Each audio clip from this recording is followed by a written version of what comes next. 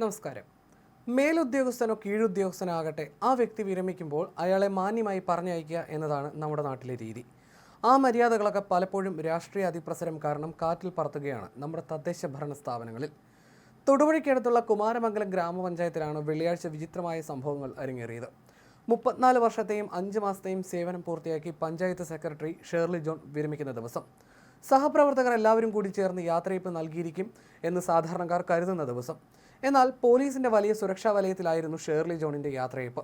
Panchayat president Gracy Thomas സ്വന്തം മുറിയിൽ ഇരുന്നതല്ലാതെ സെക്രട്ടറിയെ തിരിഞ്ഞു നോക്കിയില്ല. വൈസ് പ്രസിഡന്റും ആ ഭാഗത്തേക്ക് വന്നില്ല. യാത്രയയപ്പ് കൊടുക്കാൻ പറ്റില്ലെന്ന നിലപാടാണ് കോൺഗ്രസ് ഭരണത്തിലുള്ള പഞ്ചായത്തിന്റെ പ്രസിഡന്റും വൈസ് പ്രസിഡന്റും സ്വീകരിച്ചത്. സെക്രട്ടറിയുടെ വിരമിക്കൽ ദിവസം കുഴപ്പങ്ങൾ ഉണ്ടാകുമെന്ന് പറഞ്ഞ് പ്രസിഡന്റാണ് പോലീസിനെ വിളിച്ചു വരുത്തിയതെന്ന് പറയുന്നു.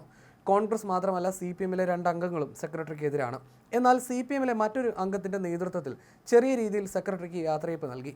1991-ലാണ് ഷേർലി ജോൺ സർവീസിൽ കയറുന്നത്. തനിക്ക് ശരിയാണെന്ന് തോന്നുന്നത് മനസാക്ഷിക്കനുസൃതമായി ചെയ്തിട്ടുണ്ടെന്ന് സെക്രട്ടറി പറഞ്ഞു. കുമാരമംഗലം പഞ്ചായത്തിൽ 5 വർഷം സേവനമനുഷ്ഠിച്ച ശേഷമാണ് പിരിയുന്നത്. സാമ്പത്തിക സ്ഥിതി മോശമായ പഞ്ചായത്തിന്റെ നില മെച്ചപ്പെടുത്താൻ കഴിഞ്ഞതായി അവർ അവകാശപ്പെട്ടു. 3 സർക്കാർ സ്കൂളുകളെ സ്വകാര്യ സ്കൂളുകളോട് കിടപിടിക്കുന്ന രീതിയിലാക്കിയതും നേട്ടങ്ങളുടെ പട്ടികയിൽ എണ്ണി പറഞ്ഞു. എന്നാൽ പഞ്ചായത്ത് കാര്യങ്ങൾ കൈകാര്യം ചെയ്യുക ബാലികേറ മലയായി തോന്നിയെന്ന് ഷേർലി ജോൺ പറഞ്ഞു. ഒരുപാട് പ്രതിസന്ധികളെ നേരിട്ടു. ജീവന് വരെ ഭീഷണി വന്നിട്ടുണ്ട്. അതിനെയെല്ലാം തരണം ചെയ്യാൻ ദൈവത്തിന്റെ കൃപ കൊണ്ട് സാധിച്ചു. ജനപിന്തുണ ലഭിച്ചു. ആരുടെയും ഭീഷണികൾക്ക് വഴങ്ങി നിലപാടുകൾ മാറ്റാറില്ലെന്നും ഷേർലി ജോൺ പറഞ്ഞു.